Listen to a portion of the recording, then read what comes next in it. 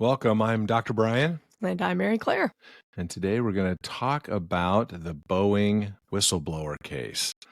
We're going to dive into the story of John Burnett, who is the Boeing whistleblower, whose tragic death shook the aviation industry.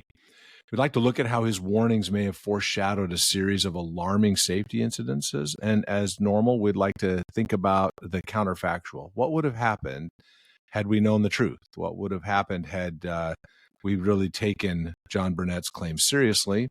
And had we been able to know in some way that whether he was lying or not, and just kind of see what maybe the world would have looked like? I think in this case, unlike maybe some of the other episodes we'll do, lives were literally at stake and lost in this. So there's a little bit more meat on the bone as relates to this what if and the counterfactual. Yeah, you think about what this would have looked like had they believed him. Yeah. We now know that he was telling the truth, that there were serious issues inside of Boeing, and that has resulted, as you mentioned, Mary Claire, in real accidents and the loss of life. So let's dive in. So who was John Burnett? Do you want to tell us a little bit about who he was and Yes, what I'd be his happy story to. was a little? Yeah. So he was a Boeing veteran. I think he'd been at Boeing for over 30 years. He was a quality manager in South Carolina. So long-standing history with Boeing, tons of experience, and what he brought forth to the company was, or the things that he was stating was, 25% of oxygen systems might fail in emergencies, and that metal shavings near there were metal shavings near the flight critical wiring, if I can say that correctly. Yeah. So eventually, the FAA at least partially confirmed his claims, and then on top of all this, and we'll get into this, in trying, hence whistleblower, and trying to bring this to the attention, or in bringing this to the attention of executives, there was a lot of pushback, to put it mildly, and he experienced all sort of retaliation as a result, and increased stress at work. And so we'll dive in more to the details, but that's the basic premise, or the basic background behind John Burnett. Yeah. Isn't it interesting that when, and we've lived in this kind of culture for a long time, doesn't matter whether it's sexual abuse allegations at Yeah. big universities or whether it's quality, when organizations feel threatened, they kind of circle the wagons and they go hard after the claimant, right? Yep. And this was this case as well. Rather than really opening up and saying, well, let's look and see what the issues really are, they immediately go to denial. And I think that's the place where, from a lie detection standpoint, wouldn't it be great if we could have put these Boeing executives in front of, a lie, a product like I Can Know, and say, hey, is that your number one concern? Profits, delivery, timeframes, or are you mostly concerned about the public safety and, how your product might impact people and lives? That would have been an interesting time to have a conversation with them. I think we can touch on this more later, but in some ways, Barnett was a victim of certain things. However, he had knowledge at the same time, and he had knowledge of facts. And so, turning that, I think we can explore how would we actually turn that into a test. What would that test have been? Both, not only for the executives, as we talked about that last time with in crypto, but for Barnett himself. So, Brian, why don't you tell us a little bit about we kind of gave a high level on John Burnett and the story. Do you want to dive a little deeper into what happened at the end of it? Yeah, so it's unfortunately very tragic, right? I mean, in March 2024, he was found dead while in Charleston for a legal deposition connected to this case, right? And he was found in his truck, and the official ruling was a suicide due to a self-inflicted gunshot wound. There was a note where he blamed Boeing for what had happened, and his family alleges that Boeing's retaliation drove him to this. I mean, I don't know about you. I've personally been in some difficult situations with work where, whether they're accusations or whether they are difficult situations around whether your job will continue or whether people accept your work. It's a very difficult emotional situation, and if everybody is accusing you of being a reason why the company is coming on hard times, it's everybody's livelihood, right? I Yeah. mean, you're not going Yeah. to be the popular person, and that's very, very stressful. In March 2025, his family did file a wrongful death lawsuit against Boeing, and I don't know where that is at this point, but it's a sad story. It's one that, if you think about, and this, but by the way, women have had this for the longest period of time, right? Yeah. If they make allegations of sexual Yep. misconduct, they are typically treated as the problem.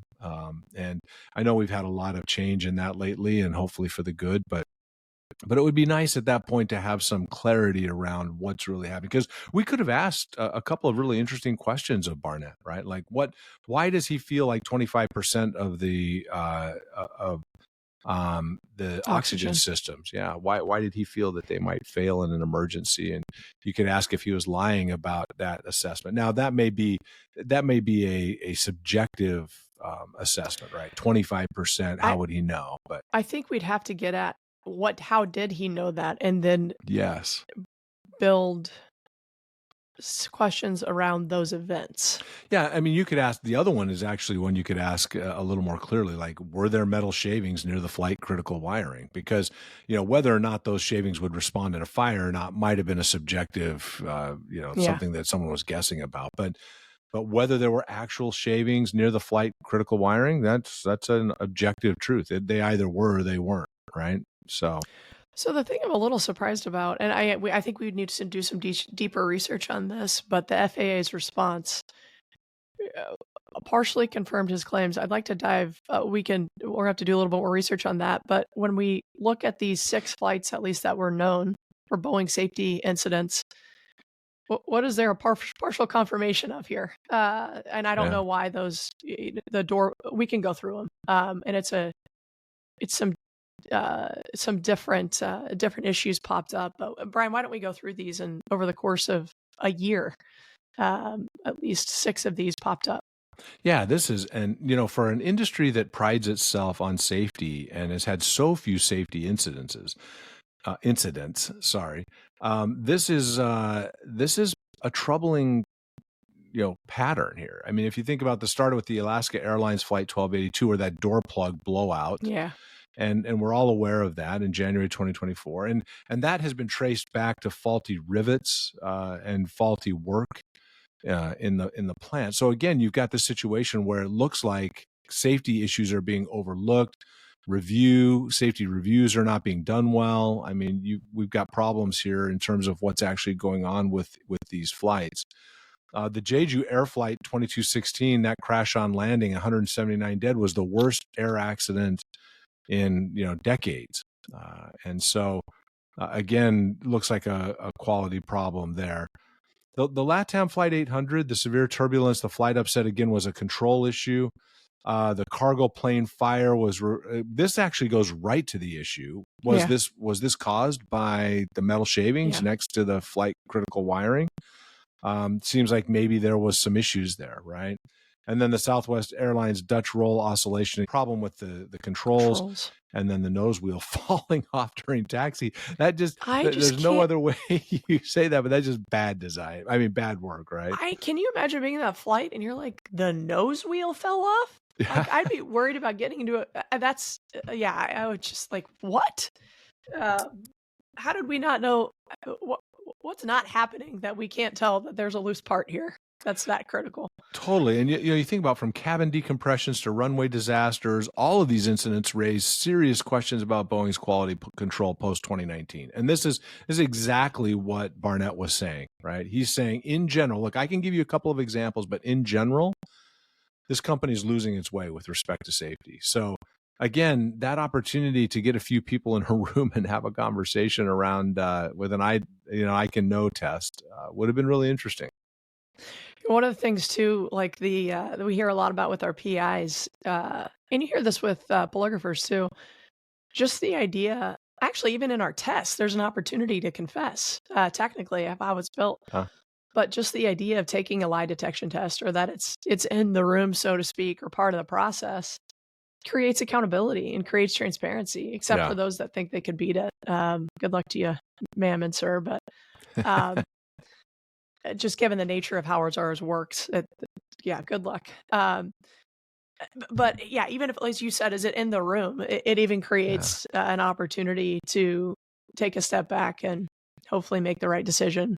Um, Yeah, I mean, and so, you think about the counterfactual in these cases where you're like, well, had we known the truth, what would have been different? yeah, Well, even if just from a simple standpoint, you said, well, none of these accidents would have happened. Um, lives would have been saved. As we mentioned at the outset, this is people died. And I think that you would have gotten a situation where, even Boeing, the company, would have been better off, right? I mean, if you think about, well, we need to meet delivery schedules and we need to meet cost structures and all of those things. I'm amazed at how short-sighted people can be in the fact that, look, if this goes bad, it doesn't matter how well you delivered those few planes. It's gonna really make it difficult for your company. And right now, Boeing's struggling, right? I mean, these safety incidents have not helped the company. yeah, the short-sightedness from a leadership perspective, and again, this is where incentives potentially play a role. If you're incentivized in the short term, you care less about the long term.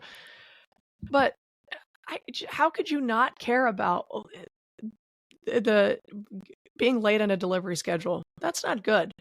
But not producing quality product is a brand issue for decades, like decades. So, or maybe not decades, but it could be if it's not turned around appropriately. So uh, I can't, I just can't imagine that. And again, I've never worked at a massive corporation before, but that not having that foresight or that perspective or that awareness is hard for me to believe. But again, that's probably naive, as I have never worked at a large corporation. So But just to show you some of these hits, in 2020, after these claims had come out and some of them started to be substantiated, 24% decline year-over-year change in revenue for Boeing. Now, I get that this is very lumpy. Boeing's revenues are very lumpy. And so then we have a few years of some small gains. But then again, in 2024, 14.5%. And so, the grounding of the 737 MAX aircraft has really caused a difficult challenge for Boeing with respect to revenues. and the 6 flights we noted were just in 2024. So, but also, like, what does not happen that we're not fixed? And I don't know the airline industry. Uh, what does not happen between 2019 and 2024 that we're still experiencing impacts from poor quality control? Yeah. Uh, that's a genuine. I'd be curious, more so than a part of the what if. That's the business person in me coming out. But Yeah, for sure. Well, why don't you take us through a little bit of impact on the company beyond just the finances? I mean, finances are certainly one part of this, but what about culture? What about future competitiveness and their position in the world at this point? Any thoughts on what this has done for them there? well,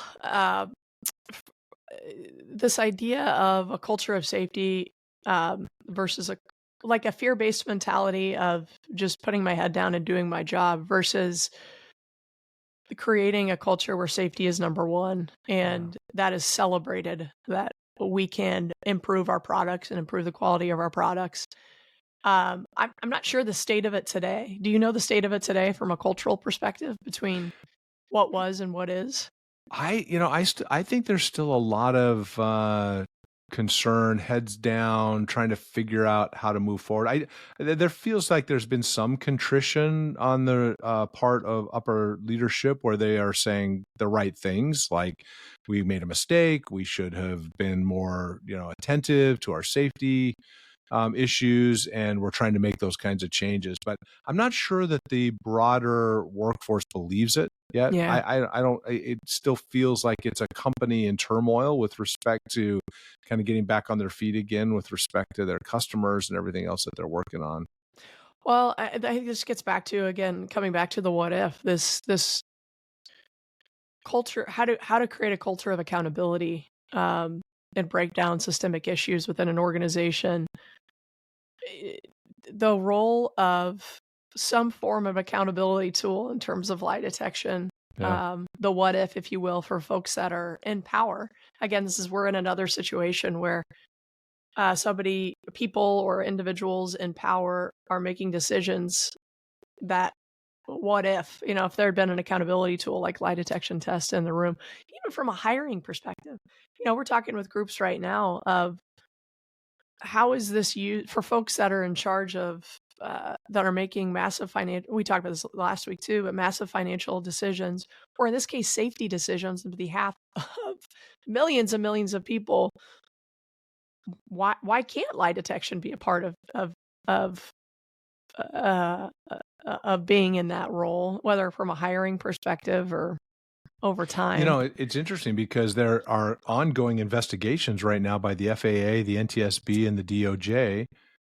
Why wouldn't they also use, really good truth verification technologies to determine who's telling the truth with respect to specific issues as they go forward? So in this case, if you're like, well, if the FAA, if all of these groups are using or are trying to get at the truth, this would be a unique opportunity to actually implement some of these tools to find out who's telling the truth and what they knew, when they knew it, how they knew it. Yeah.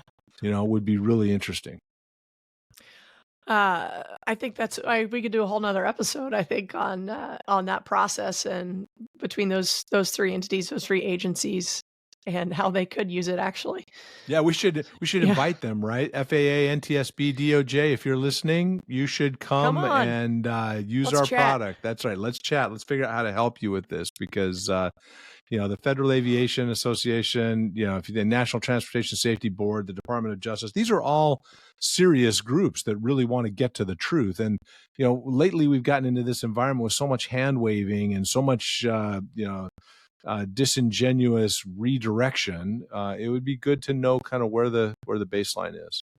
I think we're getting like teetering on politics here, though those are impacted by politics, but aren't necessarily political in terms of how they were formed. That being said, we get, when you and I talk about this product to anybody, the first response is, can you use it on politicians?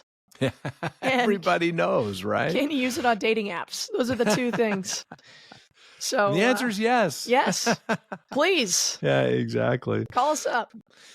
So, and then, not only do you have these ongoing investigations, but you've got ongoing plea deals, right? That right now Boeing is working with these 737 MAX crashes that they're trying to figure out how to help these families, and that whole instrument problem there.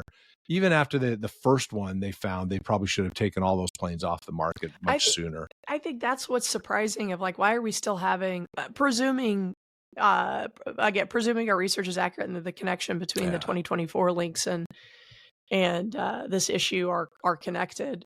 How is that even, how are we still seeing incidences related to these, the lack of quality in this particular aircraft? As it makes me concerned about the industry overall. Yeah, for sure. I agree. What's the mentality? It's and it's interesting because we've been picking on Boeing right now, but I'm sure that we could go into almost any large corporation and have employees express concerns about something or other that they're unwilling to express in public or on the record because they're just afraid, right? There's a culture of fear versus a culture of safety or a culture of transparency or a willingness or ability to actually make these kinds of decisions. Notably, a company on the other side of this spectrum, at least in the 90s and early 2000s, was Toyota, where they gave their people the ability. The lowest worker on the line was able to shut the line down if they saw anything that was going to cause a problem. Because they really understood that it was so much easier and so much less expensive to fix the problem at that stage than to deal with it later on. Like, what was easier? Shutting down, delivering a little bit later, eating a little bit of cost up front to get the door plug right, to get the computer systems right, to get the landing gear right? Or is it easier now and less expensive to go through litigation, to pay the families, to take the hit to the, to the name and the brand? It seems crazy in retrospect, but in the moment, I don't know why we feel like we can get away with it or even should. Well, that's the culture. This is what it scares me about in myself or anybody that I know. when you end up in a culture, I'm always curious, like any one of those individuals on their own may have not made that decision, but this culture, you get into a culture and something, it all of a sudden things that normally wouldn't be okay become okay. And do you not know that they're not okay because you're in this culture? You know what I'm saying? Of But how do you not get to a this systemic issue of corporate accountability, right? To your point, how do you not know, and how do you get to a point where you're like, this is just not making sense? well, we're gonna keep doing these what if episodes, so would love ideas from folks, any listeners. And on this topic of Boeing, we'd love to hear from folks on what do you think? Is there a role for lie detection and whistleblowing as it relates to Boeing? Um, do you see opportunities of how it could have been different that we can explore later? Yeah, we're going to look at a lot of these, right, Mary Claire? We've got other companies, other organizations, maybe even some politics. I know that might be a little divisive, but we'll try to be We'll hit both sides of the even-handed. We'll aisle. look at How both about sides there? of the aisle. Yeah, but just looking at what would have happened had there been a culture of transparency, and had there been technology that people could have relied on to actually get to the truth sooner, how would have our lives been better to Yeah. have the truth? I think ultimately what we're saying is that if you have to make a decision between more or less truth, we would all say, let's have more truth. Yeah. More transparency, more understanding leads to just better life. Amen to that. Fantastic. All right. Thank you, everybody, for joining us. I hope you enjoyed our podcast today. If you did, please like and follow us on Spotify or wherever you get your podcasts. And until next time, we hope your quest for truth is successful.